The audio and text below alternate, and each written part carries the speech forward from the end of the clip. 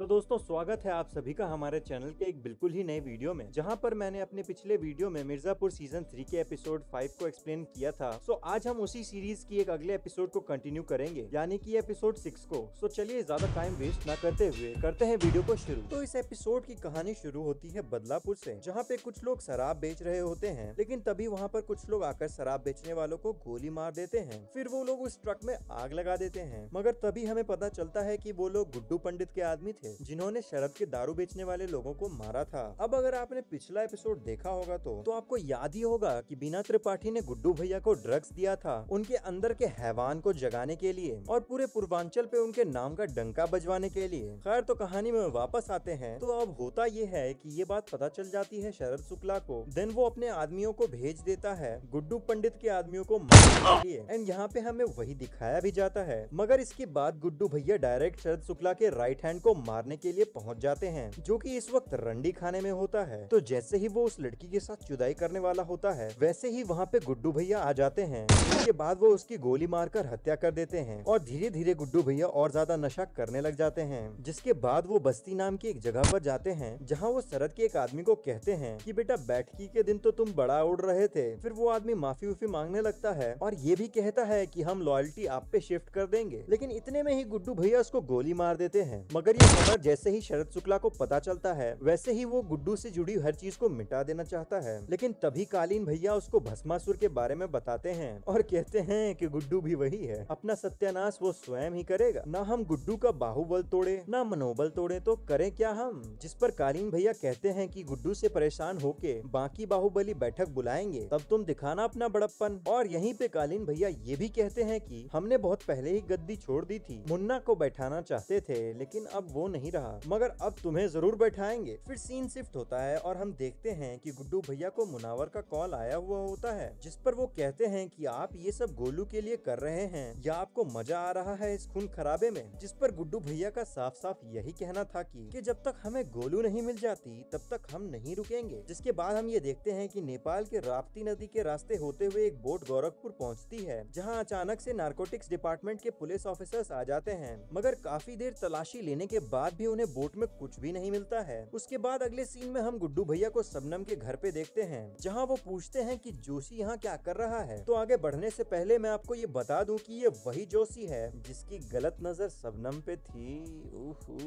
जिस बारे में हमने आपको एपिसोड 4 में बता रखा है। खैर, तो यहाँ पे शबनम बताती है कि गुड्डू पुलिस ने अफीम की बोट को पकड़ लिया है, जिस पर गुड्डू पूछता है कि फिर ये बाहर अफीम कहाँ से आई। तो शबनम कहती है कि जोशी की वजह से ही अफीम दूसरी रूट से निकल के यहाँ तक आ पहुँचा है। फिर इन सब के बाद दोनों के बीच में बहस हो जाती है। एंड देन नेक्स्ट सीन में शरद का डीलर उससे कहता है कि भैया जी, गुड्डू का अफीम हमारे वाले से काफी बेटर क्वालिटी का है और अगर ये बर्फी मार्केट में आ गई तो हमारी बर्फी का डिमांड गिर जाएगा। जिस पर शरद कहता है तो मत बिकने दीजिए उसकी बर्फी, पूर्वांचल में आपका नेटवर्क बहुत पुराना है चड्डा जी, उसका फायदा उठाइए और मत बिकने दीजिए। जिस पर चड्डा जी कहते हैं कि भैया जी, अपने एरिया को तो कंट्रोल कर लेंगे, मगर जितना पैसा मार्केट से उठाया है ना, उसके लिए पूरे पूर्वांचल पे कंट्रोल होना चाहिए। फिर अगला सीन हमें जेल का दिखाया जाता है, जहाँ पे रमाकांत पंडित जी और कविराज की एक दूसरे से बात हो रही होती है। इसी बीच वो अपने सपने के बारे में बताता है कि उसे आईएएस बनना था, लेकिन अब तो वो पॉसिबल नहीं है क्योंकि इस पे धारा 294 लगा के उसको जेल में बंद कर दिया गया है। लेकिन तभी वहाँ पे लाला आ जाता है और वो कहता है कि पंडित जी, आपने तो बहुत से कैदियों का बेल अपील फाइल किया है, तो हमारा भी कर दीजिए। मगर रमाकांत जी फिर से मना कर देते हैं, ये कहते हुए कि क्रिमिनल का केस हम नहीं लड़ते हैं। जिस पर लाला का कहना था कि हम आपको कितनी बार बताएं, हम व्यापारी हैं, वैसे भी हम आपसे कोई गैर कानूनी काम करने थोड़ी ना कह रहे हैं। जिस पर रमाकांत जी कहते हैं कि ठीक है, हम लिख देंगे आपकी अपील, लेकिन आप बस अपना कन्फेशन लिख दीजिएगा। जिसके बाद सीन शिफ्ट होता है और आईपीएस विश्वानंद दुबे सीएम माधुरी को एक लिस्ट देता है, जिसमें उन करप्ट पुलिस ऑफिसर्स का नाम था जो कि पूरे पूर्वांचल के अलग अलग बाहुबलियों के लिए काम करते थे। फिर उसके बाद सीएम माधुरी के सेक्रेटरी उनसे कहते हैं कि मैडम, ये होम मिनिस्ट्री के सहमति के बिना पॉसिबल नहीं है। जिस पर माधुरी का कहना था कि सोलंकी को समझाना पड़ेगा कि डिपार्टमेंट उसकी है मगर सरकार हमारी है। और फिर सीएम माधुरी अपने सेक्रेटरी से कहती है कि इन सभी का ट्रांसफर लिस्ट रेडी कीजिए। जिसके बाद गोलू के पापा परशुराम गुप्ता अपने सीनियर ऑफिसर से अपनी बेटी के फोन को ट्रेस करवाने के लिए कहते हैं, जिस पर ऑफिसर कहता है कि देखो गुप्ता, तुम्हारी बेटी गायब होने वालों में से नहीं है बल्कि गायब करने वालों में से है, और हम बार बार तुमको हिंट दे दे के थक गए आए हैं तो इसलिए अब सुनो, तुम्हारी बिटिया है सरकार के दुश्मन और तुम्हारा समधी पुलिस का मर्डरर, इसलिए कितना भी नाक रगड़ लीजिए यहाँ पे सहायता नहीं मिलने वाली है। जिसके बाद अगले सीन में सोलंकी सीधा सीएम माधुरी के ऑफिस जाता है, जहाँ उसे आने में देरी हो जाती है और इसीलिए सीएम माधुरी का सेक्रेटरी उसे अंदर नहीं जाने देता है, क्योंकि सीएम माधुरी ने लेट आने वालों की एंट्री रोक दी थी। जिस पर सोलंकी उस सेक्रेटरी को एक तमाचा मारता है और सीधा ऑफिस में घुस जाता है। जिसके बाद सोलंकी काफी गुस्से में कहने लगा कि बिना हमसे पूछे हमारी ही मिनिस्ट्री का ऑर्डर कैसे पास कर दिया, और अगर आपको यही सब करना है तो हमारी क्या जरूरत। जिस पर सीएम माधुरी कहती है कि नहीं है जरूरत, रिजाइन कर दीजिए। इसके बाद सीएम माधुरी यहाँ पे सोलंकी को और ज्यादा बेइज्जत करती है और इसके बाद भी उसे सीएम ऑफिस से निकलवा देती है। नेक्स्ट सीन में हम भरत त्यागी को देखते हैं, जो कि गोलू को कैद करके किसी अनजान जगह पे रखा था और वो यहाँ पे गोलू के लिए खाना भी लाया था, मगर उसे टॉर्चर भी उतना ही करता है। वो गोलू को उतना ही दर्द देना चाहता है जितना गोलू ने शत्रुघ्न त्यागी का दिल तोड़ के उसे दिया था। जी हाँ, ये भरत त्यागी नहीं बल्कि शत्रुघ्न त्यागी है। देन अगले सीन में हमें जरीना को दिखाया जाता है। जी हाँ, वही जरीना जिसके चर्चे पूरे पूर्वांचल में होते हैं। हर जवान, बच्चे, बूढ़े और ना जाने कई दिलों पे राज करने वाली जरीना। और अगर फिर भी याद ना आए तो ये देखो,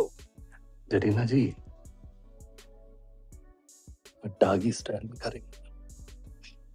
अब आ गया ना याद। तो जरीना किसी गांव में सीएम माधुरी के पार्टी की तरफ से प्रचार प्रसार कर रही थी, लेकिन वहाँ ठरकी लोग सिर्फ जरीना का नाच देखने आए थे। जिस पर जरीना कहती है कि हम नाचेंगे भी और गाएंगे भी, मगर तभी जब इस गांव से 100 महिलाएं हमारी योजना से जुड़ेंगी। जिसके बाद हमें जरीना का एकदम मस्त वाला डांस देखने को मिलता है। इसका मतलब साफ था कि गाँव वाले जरीना का शर्त मान गए होते हैं। खैर, तो इसके बाद जरीना को सीएम माधुरी का कॉल आता है और वो उसे मिलने के लिए बुलाती है। तो यहाँ पे सीएम माधुरी का जरीना से मिलना एक ही मकसद था, क्योंकि उनके चाचा जेपी यादव जो कि अंडरग्राउंड हो चुके थे। तो आपको पता ही होगा कि जरीना और उसके चाचा के क्या संबंध थे, जिसकी वजह से सीएम माधुरी जरीना को उसके चाचा को ढूंढने का काम देती है। लेकिन पहले तो जरीना मना करती है और कहती है कि मैडम, हमने अब वो काम छोड़ दिया है और अगर हम पहले भी करते थे तो सिर्फ मजबूरी में करते थे। लेकिन एट द एंड सीएम माधुरी जरीना को इस काम के लिए मना ही लेती है। जिसके बाद नेक्स्ट सीन में रमाकांत पंडित सभी भले कैदियों का बेल अपील लिख देते हैं और उन सभी से कहते हैं कि अदालत में झूठ बोलना नहीं और सच छुपाना नहीं। जिसके बाद हम ये देखते हैं कि रमाकांत पंडित की वाइफ और उसकी बेटी और बेटी का बॉयफ्रेंड उनसे मिलने के लिए जेल आए हुए होते हैं और भी कई सारे लोग आए होते हैं जिनके रिश्तेदार जेल में थे। लेकिन आज इतनी भीड़ इसलिए थी क्योंकि उन सभी लोगों की बेल अपील को कोर्ट ने एक्सेप्ट कर लिया था और आज ही उनकी रिहाई होने वाली थी, जिसकी खुशी में जेल में एक छोटा सा प्रोग्राम रखा गया था एंड इसी वजह से कैदियों को अपने रिश्तेदारों से मिलने में देरी हो रही थी। Then cut to next shot, जहाँ पे ये प्रोग्राम चल रहा था, लोग नाच रहे थे और गाना भी गा रहे थे और फिर बारी आती है अपने कविराज की, जो कि एक कविता सुनाता है। फिर उसको शाबाशी देने के लिए लाला स्टेज की तरफ जाता है और जैसे ही उसे कुछ पैसे देता है इनाम के तौर पे, वैसे ही वो लाला के गर्दन पे पेंसिल भोग भोग के उसकी जान ले लेता है। जिसके बाद पूरे जेल में हड़कंप मच जाता है और किसी कैदी को उसके रिश्तेदार से नहीं मिलने दिया जाता है और इसी के साथ ही एपिसोड यहीं पे खत्म हो जाता है। तो आपको ये एपिसोड कैसा लगा हमें कमेंट्स में जरूर बताना एंड अगर आपको ये वीडियो पसंद आई हो तो